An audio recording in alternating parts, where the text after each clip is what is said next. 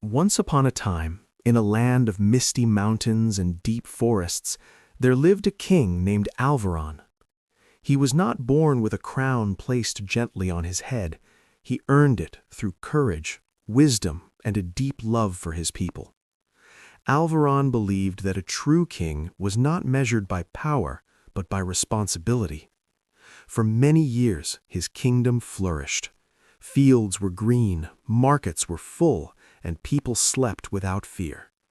But life, like the wind, does not always blow in the same direction. A powerful enemy rose from the east, stronger in number and cruel in intention. Alveron fought bravely to protect his land, but fate was unkind. He lost battle after battle. His army scattered, his allies vanished, and his palace fell into enemy hands.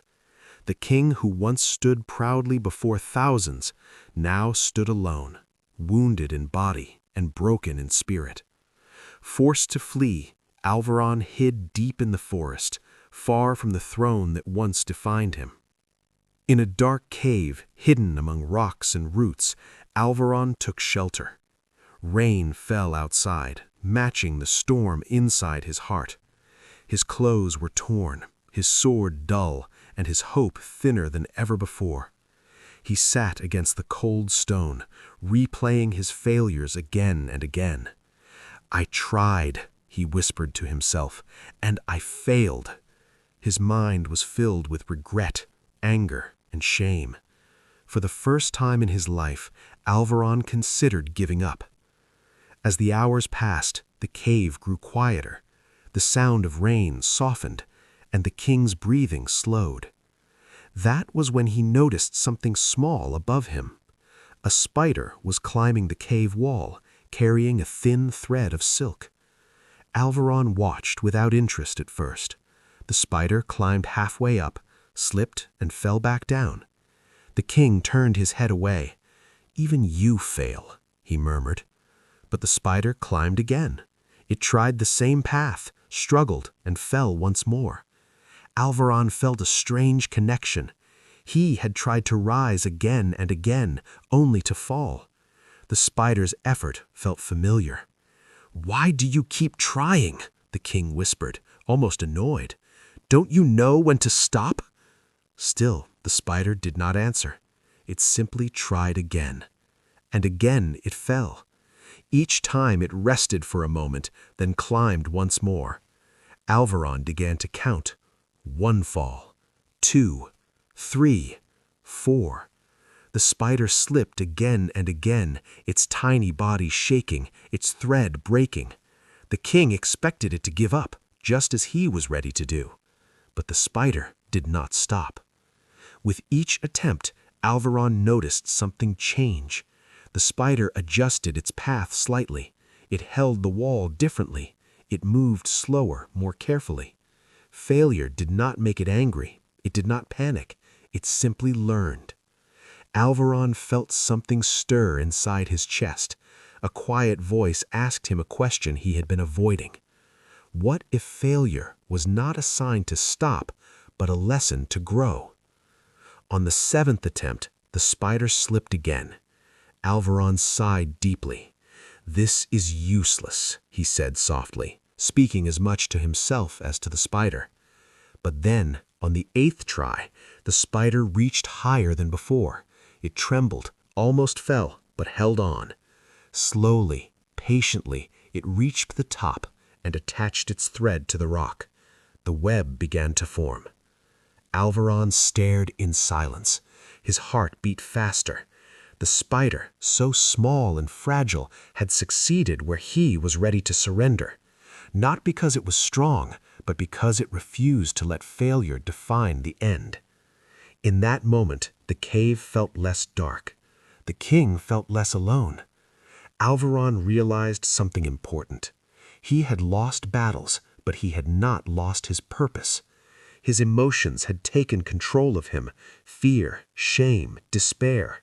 He had allowed defeat to speak louder than discipline. The spider taught him that emotional intelligence is not about never falling, but about choosing how you rise. It taught him self-control, patience, and focus. The next morning, Alveron left the cave with a new mind. His body was still weak, and his kingdom was still lost, but his spirit was steady. He did not rush back into battle, driven by anger. He moved carefully, gathering loyal people who still believed in him. He listened more than he spoke. He planned instead of reacting. Each small step was like the spider's climb, slow, uncertain, but purposeful. Months passed. Alveron trained quietly. He studied his enemy, learned from past mistakes, and strengthened not only his army, but his character. He controlled his fear instead of denying it. He used patience instead of pride. When the time was right, he returned to fight, not as a desperate man, but as a focused leader. The final battle was not easy. There were moments when defeat seemed close again, but Alveron remembered the cave. He remembered the spider. When fear tried to rush him, he slowed down. When anger tried to blind him, he chose clarity. His calm gave strength to his soldiers. His belief gave them courage. In the end, Alveron reclaimed his kingdom. But the victory did not change him the way people expected. He did not celebrate loudly. He did not boast of his strength. He returned to the cave one last time, not out of weakness, but gratitude. The spider's web was gone, washed away by time, but its lesson was woven permanently into his heart. Alveron ruled differently after that. He taught his people that failure is not shameful. Giving up is. He taught that emotional control is greater than physical power, and patience is stronger than pride. He became known not just as a king who won his throne back, but as a man who mastered himself. And so, the story of the king and the spider lived on, passed from one generation to the next, not as a tale of a tiny creature and a fallen ruler, but as a reminder for every heart that feels tired, defeated, or ready to quit. Because sometimes the smallest example can teach the greatest lesson. When life knocks you down again and again, remember the spider, remember the king, and remember this truth. Success is not about never falling, but about rising one more time than you fall.